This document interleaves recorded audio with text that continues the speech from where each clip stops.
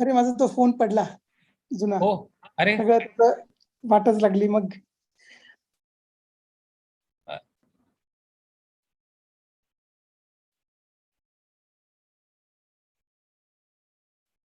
We are live. Yeah. Sorry. Okay.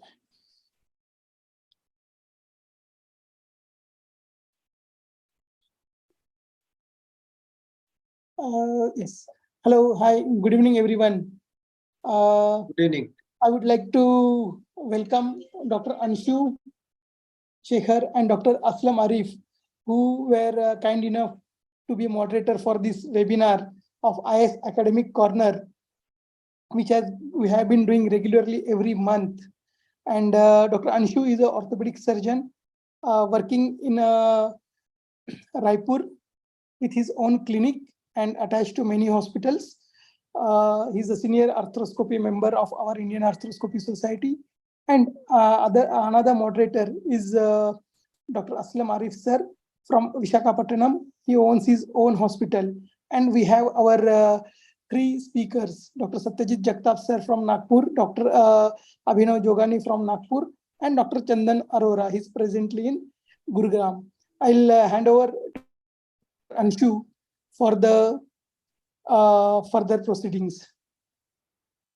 thank you, sir, and welcome to all those watching this live stream for sparing time for education from your weekend.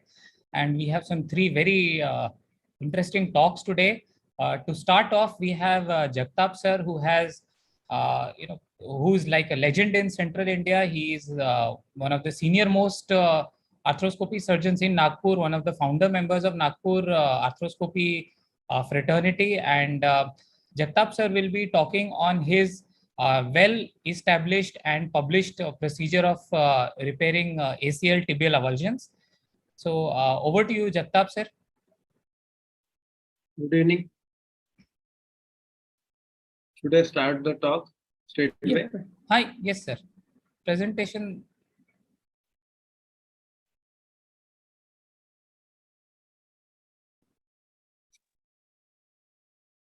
Yeah, we can see your screen, sir. So is it visible to everybody? Am I audible? Yes, sir. Loud and clear. So my talk is on all inside anterior cruciate ligament tibial avulsion repair technique. As you know, arthroscopy is usually a surgery of, it is a cold orthopedic, but these are the very few instances when we do in acute trauma. One of them is the ACL tibial avulsion. And as you all will agree, once the tibial avulsion is displaced, we need to fix it. And what are the aims of the treatment? First, it should be a reduction that is anatomical. The fixation should be rigid so that it will allow early rehabilitation, and it will a fixation that will prevent extension block and impingement because of the displaced fragments. And what are the treatment options or the methods which we can fix it? First, and quite popular, is the pull-out suture. The disadvantages of this pull-out suture is that it may cause anterior beaking of the fragment, causing extension block. Stability is definitely a little bit of concern as it is a distal fixation, and putting holes through a skeletally immature skeleton is not a very good idea. Second most common and accepted technique is a screw fixation, but it has its own disadvantage in the form of that it requires a C-arm, and sometimes the hardware becomes very proud so that it necessitates a second surgery. And putting this screw in skeletally immature is a very daunting task to get that angle, as you will agree. There are various other methods that were used for fixing this ACL avulsion fragment. They are not now being used because of their inherent complications. And that is why we have started shifting ourselves to doing the anchor fixation. And then why would you say that anchor we have chosen? This is because now it is a very established technique, especially in shoulder arthroscopy, and then it has proved its stiffness and pull-out strength. Apart from other arthroscopic needs, we require one double-loaded anchor, a knotless anchor, and a passport cannula. The various steps I will like to share with you. The first step is putting all the three portals. Only one additional portal that we need is a transpatellar tendon portal, which requires a passport cannula. First, we do diagnostic arthroscopy, divide the blood and identify the crater. Put one double loaded anchor in the posterior part of the crater with the through the passport cannula, central transpatellar portal. After putting that, we get 4 threads of the double loaded anchor. All the 4 threads are delivered from the junction of the ACL and its bony stump from posterior to anterior side. Once all the 4 threads are delivered, you can see that the threads they come in this configuration. Or you can put the central 2 threads not in that, but we have seen that there was a concern of strangulation of this knot by these knots. So we have now done some modification, which we will discuss. These threads, they eliminate the risk of further fragmentation of a comminuted fragment, and it can also be used in smaller fragments. This is the modification which I have done now. We now pass only 3 threads through the ACL substance, and we take the advantage of the strong junction between the lateral meniscus and the ACL to pass the 4th thread. So that gives a better compression to uniform compression and diverse compression to the fragment. This is the ACL. This is the thread that I am talking about, passing through the junction of the lateral meniscus and the ACL. After that, you prepare the intra-articular portion of upper end of tibia and make a pilot hole and fix all the threads pass through the knotless anchor into the pilot hole. After fixing all the 4 threads with the help of knotless anchor, you can check the stability with the help of probe and then come out. This I have depicted in a small video. I will stop the audio.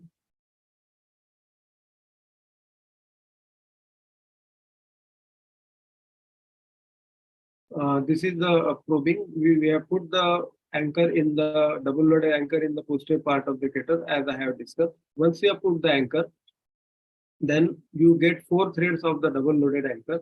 Then these 4 threads are passed from posterior to anterior with the help of suture shuttle devices. Either they can be sort of lasso where you use the thread, or it is a self-retrieving suture shuttle device. The configuration which you get ultimately is like this. The threads are coming from posterior to anterior. All the 4 threads, then they are passed through a knotless anchor and passed into the intra-articular portion of upper end of tibia. It should be quite lower down so that it doesn't cut out, to give a final stable and a secure fixation which ensures early mobilization of the knee joint. In the operation theater, once you have done all the removal of the hemorrhages, it takes a lot of saline. Then you can identify the avulsed bone fragment, identify its configuration, whether it's comminuted or not, and then pass all the threads through from posterior to anterior. And this is the most important thing. This is the intra-articular portion of upper end of tibia, which I think, to the best of knowledge, not used by any arthroscopies. This is the pilot hole which is created over the tibia, upper end tibia, and all the 4 threads are then passed through the knotless anchor or the lateral row anchor, which is commonly said, and then it is tightened over the tibial surface to give a very secure and stable fixation. And the best part is the fragment is not touched. The threads are coming from posterior to anterior, so fragmentation is allowed, but it gives a very solid fixation and a very anatomical fixation for early mobilization without the fear of anterior impingement by any bony fragment whatsoever.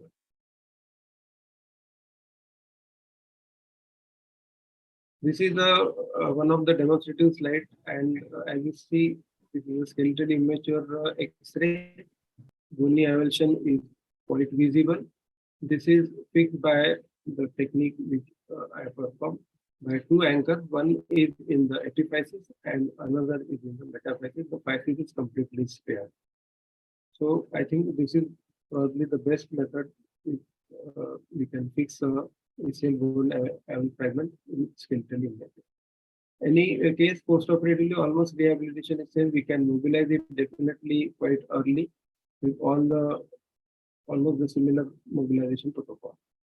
This is the post-operative follow-up of now almost more than 1.5 to 2 years of ACL bone fragment in around 15 years of boy, and he's happy because of the normal anatomical intervention. He got a full function.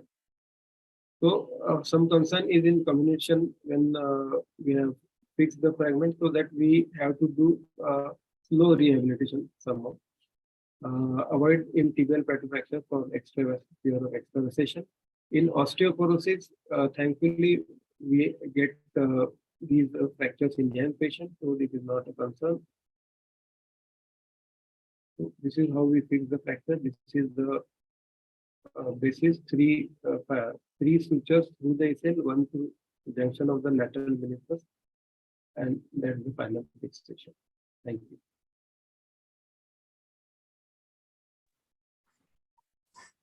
Thank you, sir. So, is it okay? Should I initiate the discussion? Can I ask a couple of questions, sir? Yes, Anshu. Okay. So, Jagtap sir, 2 questions. One is the knotless anchor that you're inserting to fix all the sutures, the 4 sutures. How do you determine the tension on these sutures? And secondly, so you go all the way down on the tibia I'm unable anteriorly. to hear your sound. Hello? Hello? I can hear you. I'm unable to hear. Can you hear me now?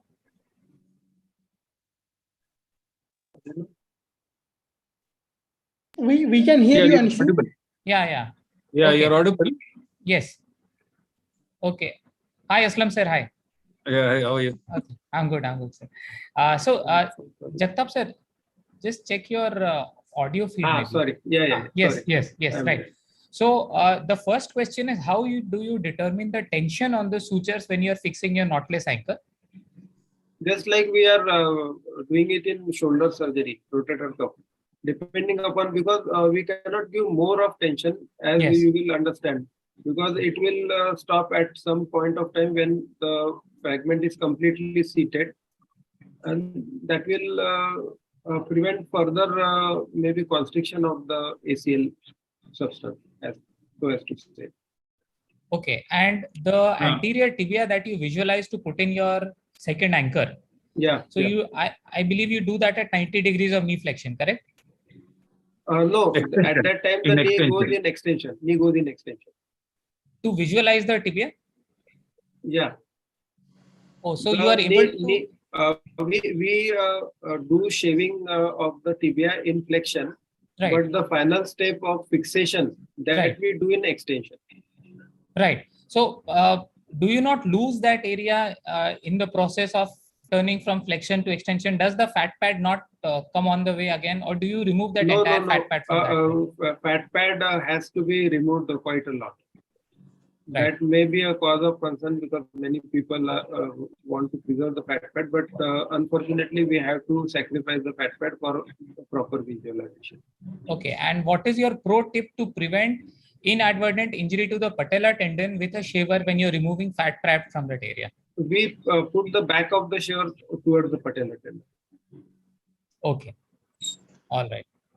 Can I ask a question, please? Sure. Would you not be worried about, because you're going quite anterior to the anchor? Yeah. Would you not worry about the transverse meniscal ligament while you put it in? We take the help of the transverse meniscal ligament. In fact, we do not. Are you going proximal? Yeah. We go down. Intra-articular portion of upper end of tibia. We go over the intermeniscal ligament. All the threads are coming above the intermeniscal ligament, and then they are they pass through the lateral row anchor, and then they are fitted over the upper end of tibia. So that would be restricting the movements of the anterior horns of both anterior medial and lateral menisci, because that will be under pressure. it doesn't cover either of the meniscus. Only the lateral meniscus, one thread is coming from the junction of the lateral meniscus and the ACL stump. So the second question would be, Yeah.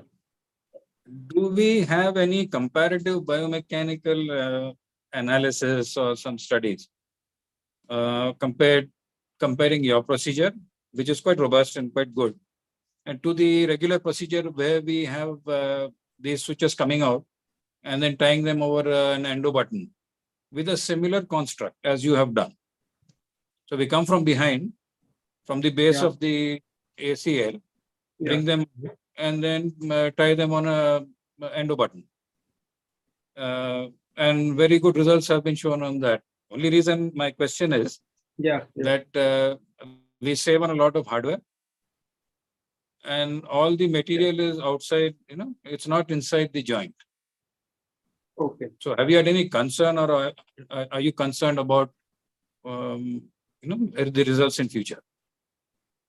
Frankly, I don't see any cause of concern, mainly because we can, if the cost permits, we can use absorbable anchors both, or you can put a titanium anchor which is in the crater.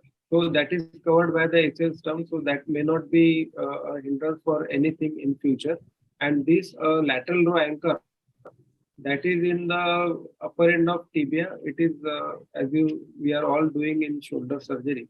So I think it should not be of much problem. Would it be biomechanically superior to the other procedure, or? Yeah, I think so. Have any studies on? I haven't done any comparative study. But maybe I will give a thought to that. I will try to make a comparative. Thank you very much. So that was a wonderful procedure. Thank you, sir. Thank When do you allow weight bearing, sir? Weight bearing depending upon the quadriceps strength. If the quadriceps strength is good, because these are acute cases usually, but maybe after, if the patient comes late, he has got a good quadriceps, and then we can ask him to weight bear. No problem. Unless the fixation is in combination and all those things. If your fixation is a concern, then you can defer weight bearing, but you can start mobilizing. And do you use a C-arm in skeletally immature people, sir? Just to be sure that you're not violating the FISA? Yeah, you can use. Yeah, you can use. Okay, all right. Thank you, sir. Would it vary when type 2 and type 4 Makivas? No, almost same. You have to change some configuration of your thread depending upon the combination. And maybe you can make some passes here and there. That's it. You would have to convert 2 to 3 to put the anchor in. Yeah, maybe. Something like that. Yeah. Fine. Yeah. Thank we you have very a question from Dr. Chandan. Yes, sir. So it's a wonderful technique. I just was wondering, have you ever considered putting two knotless suture anchors apart from one, just like a double row thing when you're putting into the tibia when it is more? Have you considered, or like, what's your opinion on that? Instead of one? That is the 2 is company and 3 is crowd. Okay.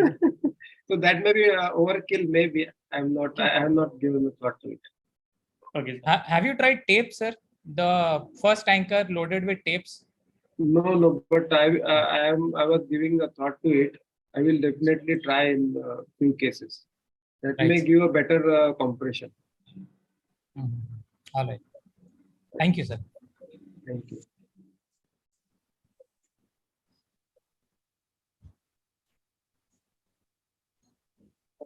Okay. Does anybody have any more questions? We will come back later. Okay. All right, sir. So we'll proceed with the case presentation now. The first case is being presented by Dr. Anubhav. Dr. Abhinav, I'm sorry. Dr. Abhinav is from GMC Nagpur and a young dynamic surgeon, and he's going to talk about mucoid degeneration of ACLs. Okay, Abhinav, over to you now. Hi, thank you so much. I'd like to thank the IAS for giving us an opportunity to present our case. Very good evening to all the viewers. Can I start sharing my screen? Yes, please.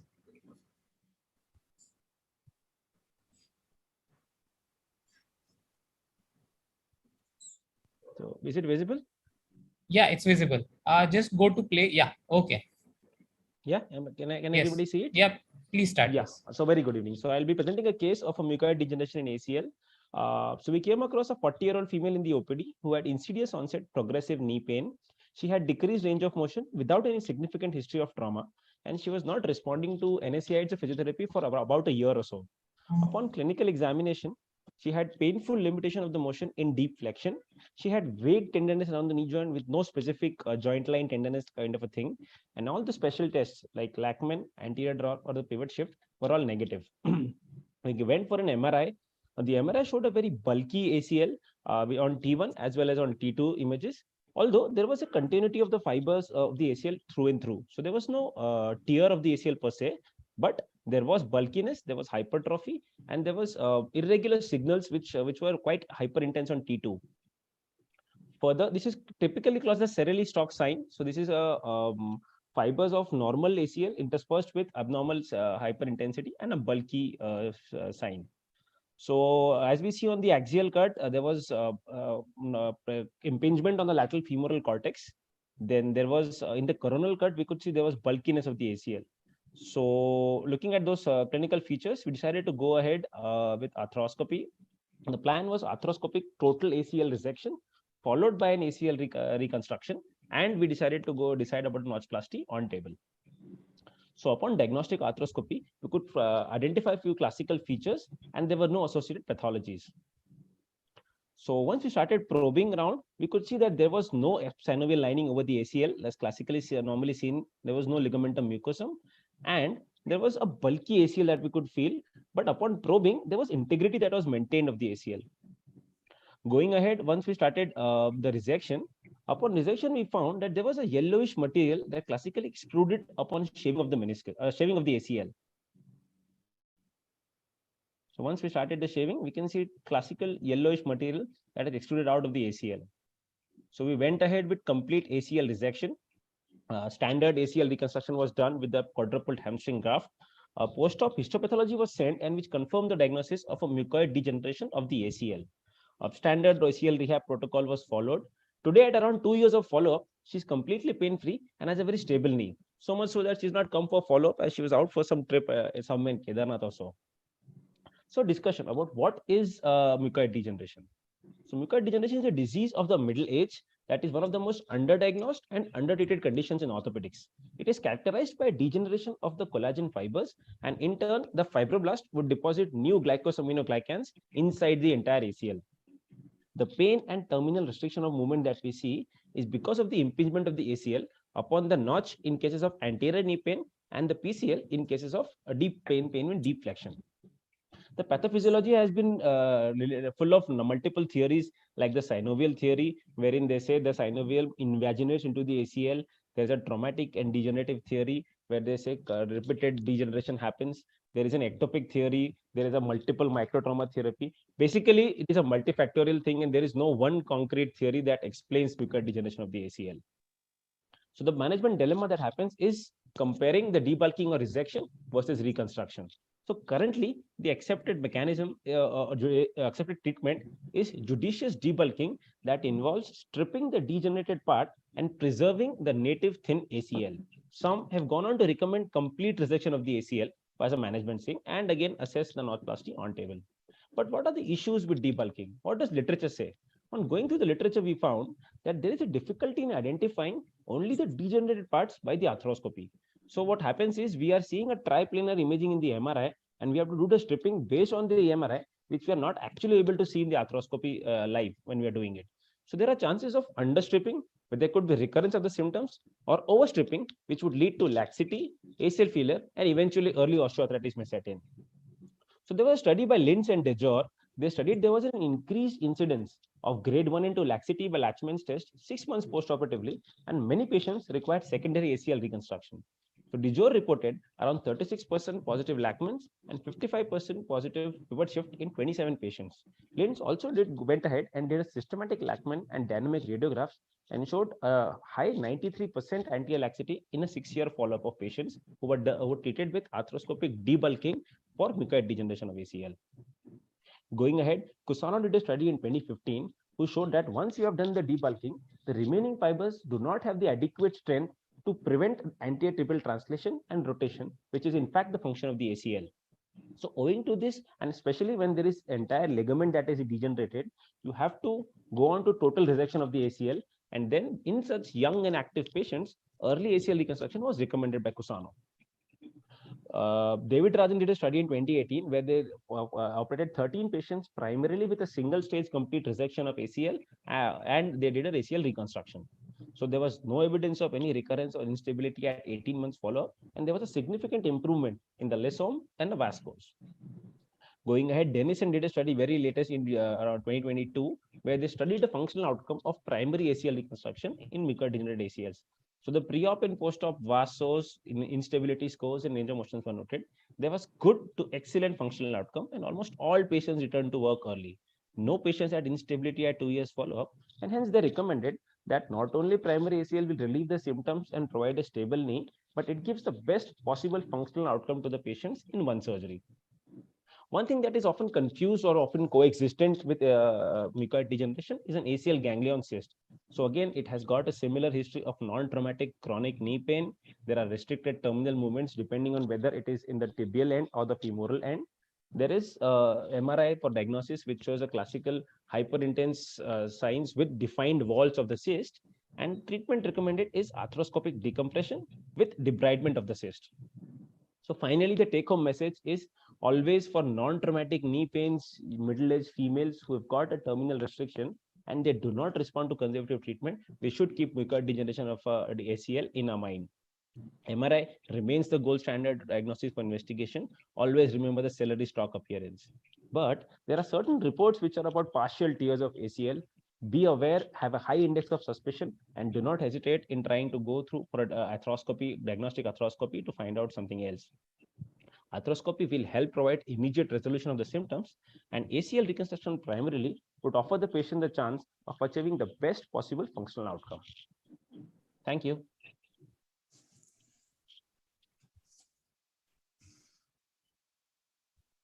Thank you, Abhinav. That was a very good presentation. Yeah. Yes, Aslam sir, please go ahead, sir. Yeah, I have a few questions for Yes, Dr. Abhinav. Yes, sir. Clinically, you diagnosed there was a restriction of movement. Correct. And you went and did a MRI. And Correct. MRI, you ciliary stalk appearance.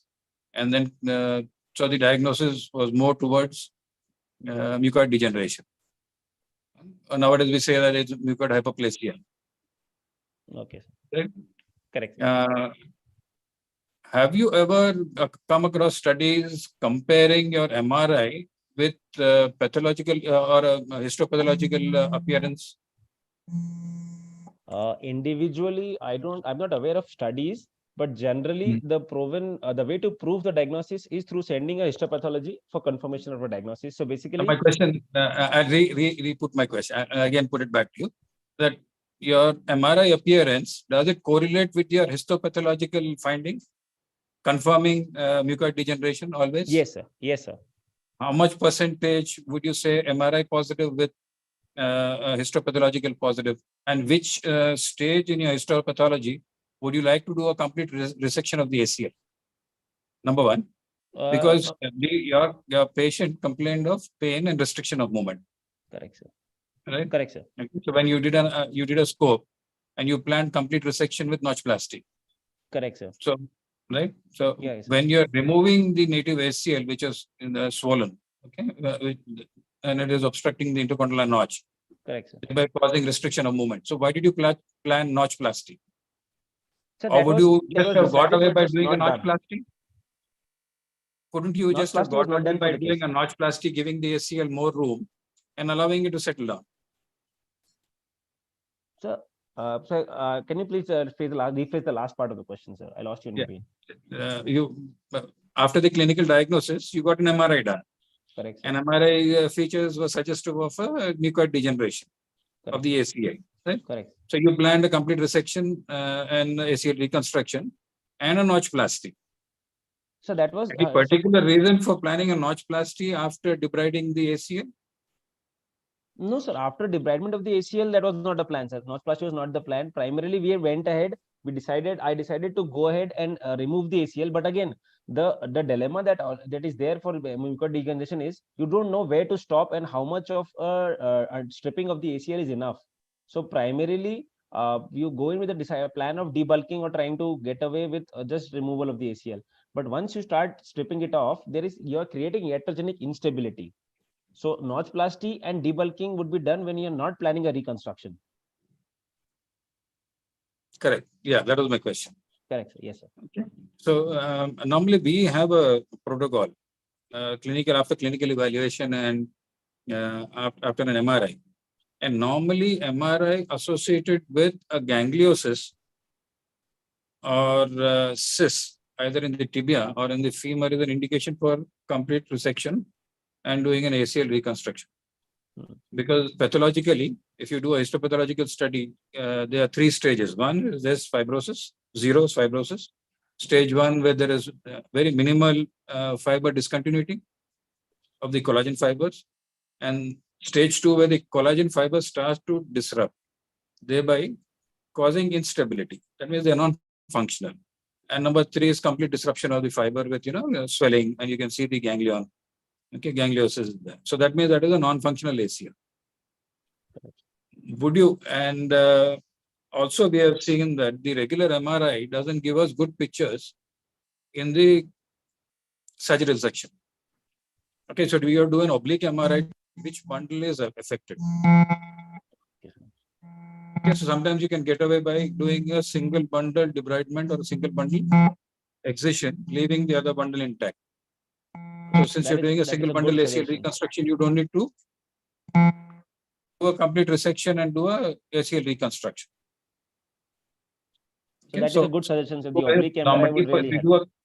Yeah. So maybe a protocol would have been to first get a diagnosis, get a histopathological diagnosis before doing a ACL reconstruction and a complete excision.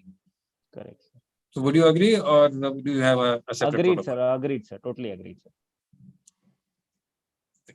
Yeah, I think performing an ACL reconstruction at the same time as you are resecting the MD ACL is it's quite a controversial thing to do, because this is basically now altered biology inside the joint, and you are putting in an avascular graft, not knowing whether the patient does have instability, because like you said, even your patient is a middle-aged female.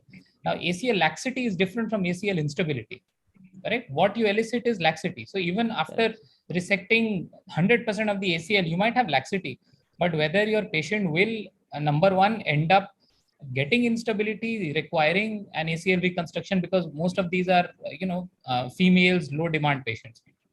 And the second is, of course, altered biology, in whom you don't know whether that graft is also going to really integrate as well. So for the second part, the first part, I totally agree. Then again, the thing that remains is you come out of the OR and you're still not sure. So Dijor basically followed them up for 6 years and found that around 93% of them develop laxity, and few of them come again and for a reconstruction. So that dilemma as a surgeon is there, whether you have done an adequate job or not, you would not know. So that is just to eliminate the doubt in the mind of the surgeon.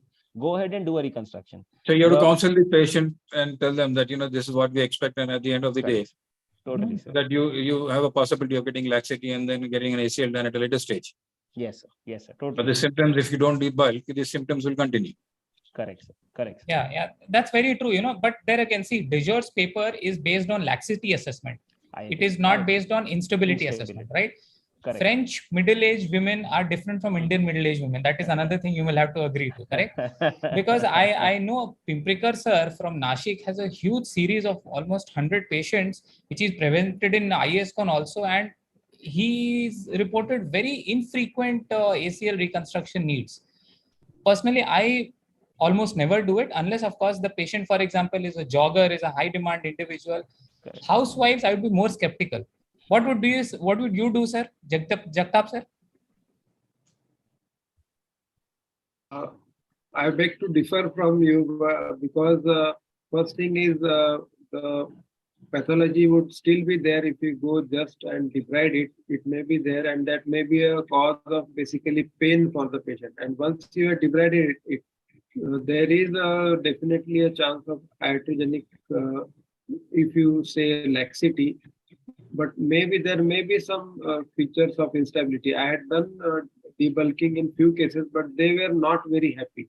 And those patients whom I did ACL reconstruction, complete excision and reconstruction, almost all of them are happy. So maybe I have a different thought process, but that is what I feel. Right, sir. Secondly, sir, Yes, please go what ahead, you Abhinav. told, what you told about the biology. Yes. So Yeah. the thing that what theory states is that the ACL is getting the collagen fibers are degenerating inside the native ACL. Once you have rejected it and put in a new avascular graft, then it is very unlikely that that will also develop the same pathology over that period of time that we are going to put in. So, like what sir was saying, just to add on to that, you are not leaving any pathology behind. You are completely rejecting it and putting it a new graft. So that is more kind of a again a way in which you are trying to ensure that the surgeon patient ends up happy. So that's the whole point of trying to go ahead for a single stage ACL reconstruction. Yes, absolutely. Point taken. That is, of course, the other way of looking at it. See, whenever there are so many theories to any problem, it means that all those theories are wrong. We still don't Basically, know we what's don't know going anything on. about it. Exactly. Yes. All right. Thank you, Abhinav. Thank you, sir. Thank you so much. Aslam sir, you have anything to add? No, I respect his decision. Right, Because sir. he does want the patient to come back to him. You do a one-stage procedure. Patient is Right. happy and the surgeon is happy. All right. So we'll now move to the next case presentation by Dr. Chandan from Gurugram. Chandan, are you ready?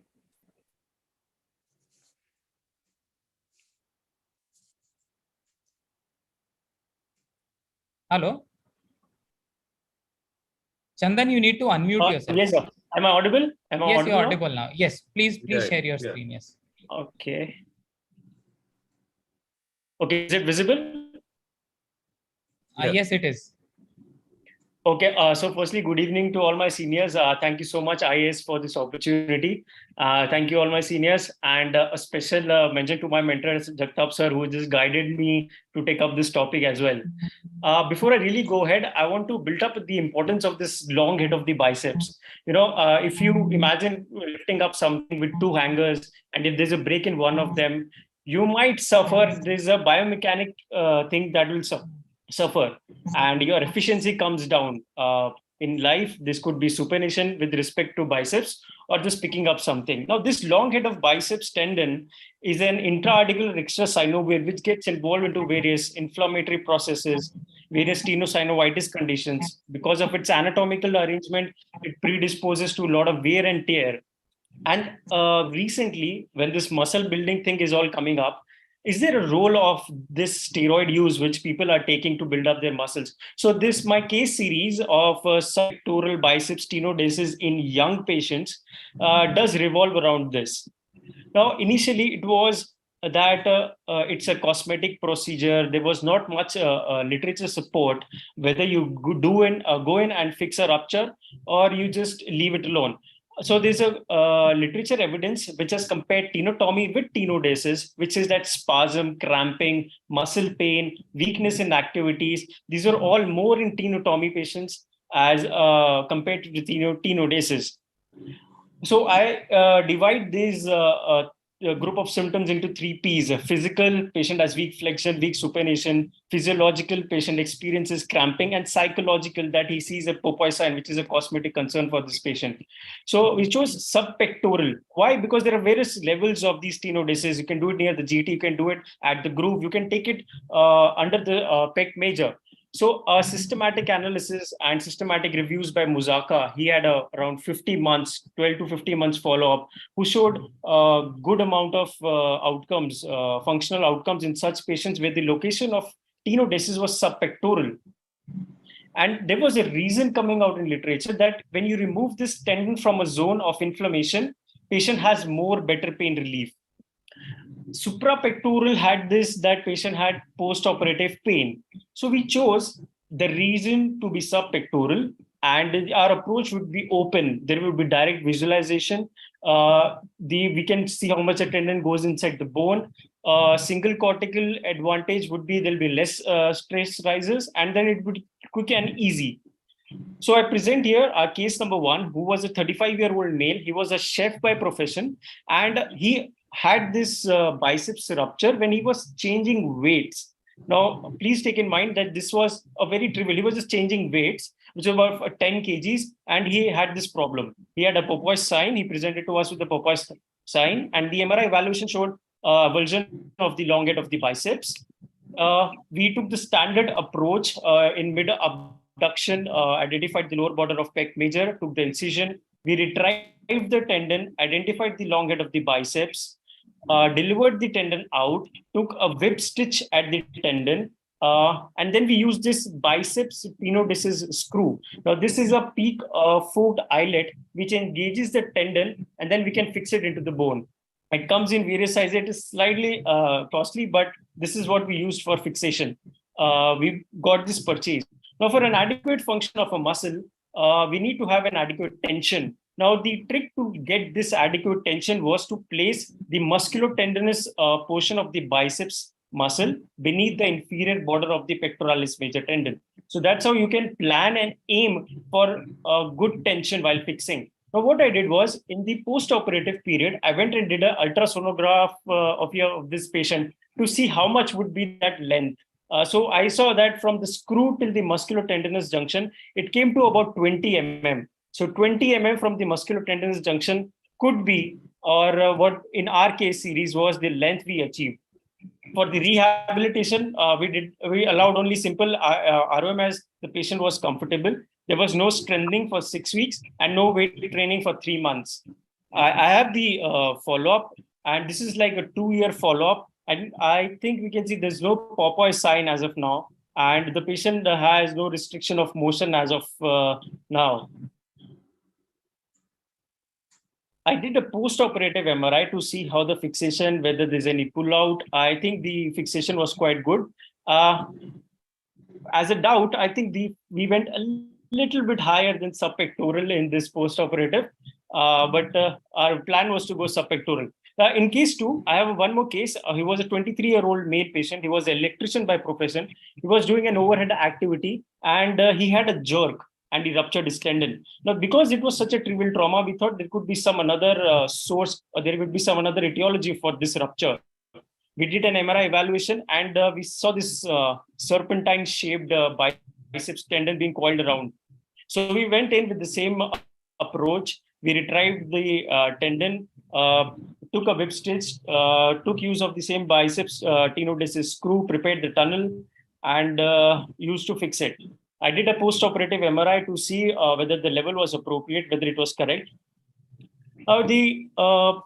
There's one more step which we can consider while doing this fixation is the position of the forearm. And they say that it's a very small world. While I was going through the literature for this particular article, does forearm position matter in subpectoral? And this author, Suleiman Semi, I was doing my shoulder fellowship in Seoul, and he happens to be there, and he presented on the same topic. And I talked to him, and he said that if you fix this biceps tendon in pronation and extension, the patients experience less pain in the initial 3 to 6 months, whereas in the longer term, there was no difference.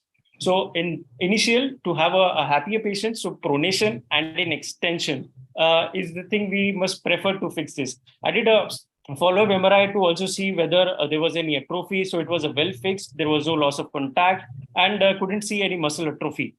I have a 1-year follow-up for this, slight Popeye, but I think it was acceptable to him. Do we need to worry on this? I have seen 2 reports in which there was one humerus fracture, but it was a baseball pitcher, and in one there was a musculocutaneous injury seen due to retraction, maybe.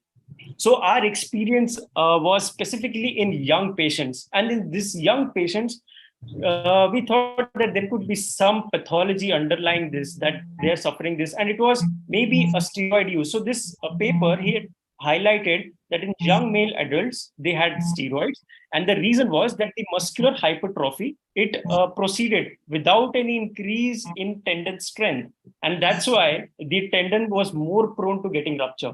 So in such patients, we can see such tendon ruptures. So we have a series of 5 patients. One of them having occasional cramps. The others are going good. They're having good ACS scores, good UCLS scores, and I'm still following up them. So the whole idea is to not only fix, but we need to identify and try to prevent all of these. So yes, elongated of biceps in young patients, it does restore strength, prevents cramping. The level of fixation is important and it should be fixed. Thank you for your listening. Thank you, Chandan. That was a very good presentation of quite a frequently seen problem in our clinical practice. So what was your rationale for choosing this method of fixation?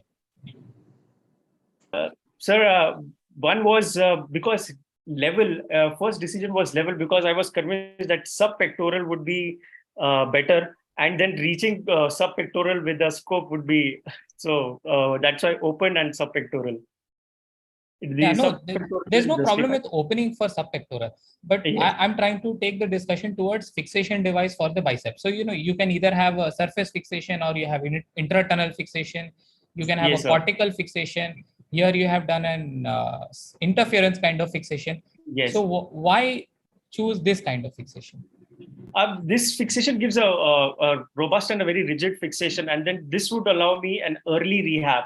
If it's a surface fixation, I would really be scared in rehab, but if it's interference kind of, I would be more confident in rehabilitating. All right. About the fixation, you have left about 2 centimeters of tendon before you fixed it. That means 2 centimeters of tendon has been lying outside. Yes, sir. From the musculotendinous junction to your fixation point. Yes, Any it was a particular reason for post-operative this finding. Any particular reason for this 2 cm? Because you're going quite high. 2 Yes, cm sir. from the musculotendinous junction, you're going quite proximal. Yes. Okay. And normally now what we suggest is it's almost in the groove and at the very close to the musculotendinous junction because that's a safe area. And the more proximal you go and with the short head of the biceps, your musculocutaneous nerve also is in the way. So you can sometimes cause a little injury in that area also. Sure. So the second point is that due to some pathology, okay, there was a rupture. Yes, sir. Okay, that was probably in the intra-articular rupture or close to the transverse ligament. Okay. Yes, sir. And which recoiled out. Okay. So we exactly don't know where the pathology lies. Yes, sir. Right? Or there is a possibility that the extensive part of the tendon could already be, there must be some pathology in that tendon also. So the more tendon we leave, the more chances of a recurrence of injury at a later stage. Especially, as you said, that bodybuilders do use a lot of steroids. Yes, sir. Okay, so they normally have very weak collagen. Okay. Yes, sir. It's very true, sir. Recovery is normally less, and the more tendon you leave, the chances of recurrence and pain is there. Yes, sir. If there's any opinion with how much is, I would like to hear from anyone, like from musculotendinous junction, if anybody is preferring 15 mm or 7. Normally, what we do is that say about half a centimeter goes into the tunnel. Okay. Tunnel, yes, sir. Few millimeters, 3 to 4 millimeters lies outside. 3 to 4. Okay, sir. Does that normal measurement just leave a little so that the most of the diseased tendon is out, so that you don't have to worry about the long head of the biceps pain anymore. True. Yes, sir. Okay, sir. Don't fix the muscle and take out as much tendon as possible. Yes. So just a rim of it, maybe 3-4 millimeters. Oh. Right. And what is the angle that you use to fix this? So you talked of your friend who talks of pronation and extension. What did you fix it at? So our first case, when we were not aware of this, we just took about 45 50 degrees of flexion at the elbow. We were not aware of this, that it should matter.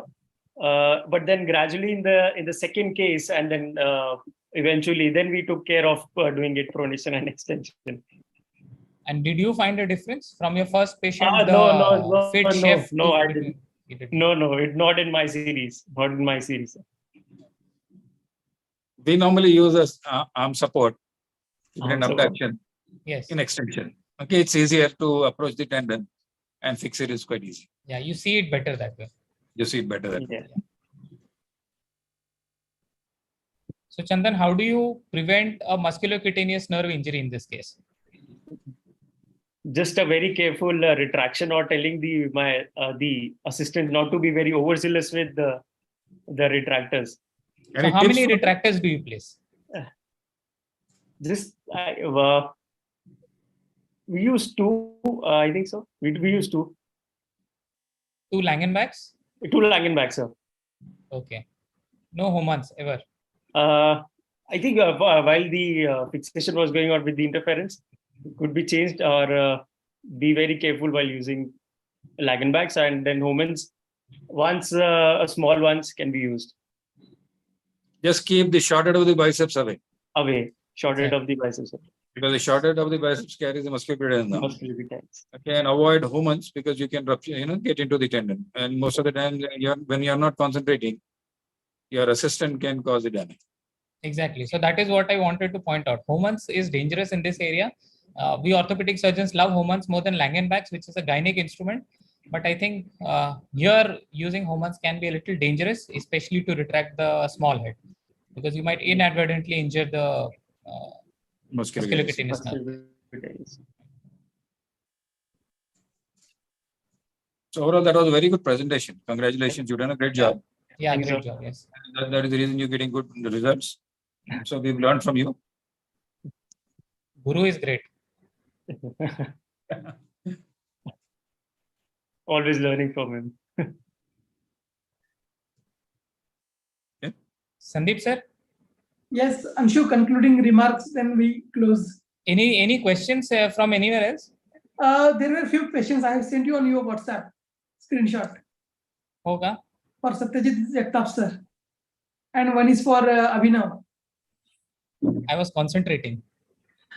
Okay. Yes. So Dr. Ashish Dubey has asked Jagtap sir, are the sutures through the substance of ACL? The sutures are through the substance of ACL. 3 sutures are from the junction of the ACL and the bone, and they come from posterior towards anterior, and one is at the junction that is formed by the posterior border of anterior nerve lateral meniscus and the ACL. Right. Yeah, I think you demonstrated that very well. The other question is for Abhinav. MR Ravi Clinic. Okay, there's no name. So is there any risk of mucoid degeneration in grafts?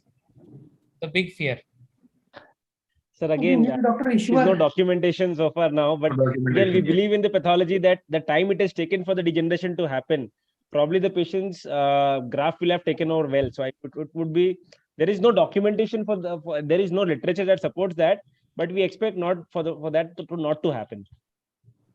Right. Is there And a chance that MRI diagnosis could be wrong histopathologically? Or it could be something else? Again, sir, like I told you, I do not have any literature to support the correlation of the MRI with the histopathology. Sure. That means Aslam sir has definitely encountered something like that sometime. Yeah, 4 out of 10 diagnosed on MRI are negative on histopathology. Right. So I came across that literature. Okay, and then I'm quite scared after that to go and directly remove so I normally take a biopsy, send it for biopsy, then counsel the patient and then proceed. So I don't directly go ahead and do a ACL reconstruction. But So again, I sir, the try biopsy and that you have do a said, little notchplasty if required to give the ACL more space and buy more time. And then I get the biopsy done, confirm biopsy, whether it is mucoid degeneration or is it something else. But if it is gangliosis, and if it's a big ganglion and a lot of the area has been occupied by the ganglion and the tendon has ruptured, so then I would definitely think about the same stage ACL reconstruction. But if there is good continuity of the fibers and there is not much of a ganglion or a cyst, either intraosseous or in the tendon, then I definitely like to wait a little, give the AC a little bit more space, do a little notchplasty, and then do it at a second sitting. So it's easier to talk to the patient also that way. And we are doubly sure that the biopsy also shows mucoid degeneration. So, but what would be the possible cause for that mismatch between the MRI and the histopathological diagnosis? And what was found in those cases which were histopathologically negative, but the MRI you suspected the mucoid degeneration? Yeah, they haven't showed any mucoid degeneration, though the MRI picture was similar to mucoid degeneration. The ciliary stack appearance. So that probably is some kind of an engorgement of fluid, in the ACL post-trauma. So that is the only discussion that we can have. There is some trauma causing swelling in the ACL, causing impingement, causing pain. But then yellowish fluid would be very classical with No, it is not. The hallucination. fluid is not. That is at the stage where you have a ganglion in the cyst, in the ACL. Correct. So you already have a degeneration, you have a cyst there, you have fluid in there. So that's an indication for surgery. Okay. Yeah. So ganglion cyst and MD are slightly different. They are not always the same. They are They're not different always the same, diagnoses. Yes. but in that There is process, very close. Yes. So when you stain it, it's got an alcian stain, and then that stain picks up mucopolysaccharides, and which is indicative of a mucoid degeneration. So then we are sure that what you're dealing is the mucoid degeneration. Right. All right. I think that's all the questions that we have so far. All right. So thank you, Jagtap sir, Abhinav, and Chandan. Great presentations and superb work. All the best. Thank you, sir. Yeah, congratulations. We had a really good session today. Yes. All right. So we conclude and you can enjoy your Sunday now. Thank you very much, Dr. Sandeep, for Thank you, involving sir. us in Thank this. you. Thank you, Thank you sir. very much, Jagtap Okay, sir, Aslam sir, Dr. Anshu, Dr. Chandan, and Dr. Abhinav, Thank you so much, sir. and Dr. Naresh. Thank you. Chalo. Good night, everyone. Thank you. Good night. Have a great Thank you. weekend.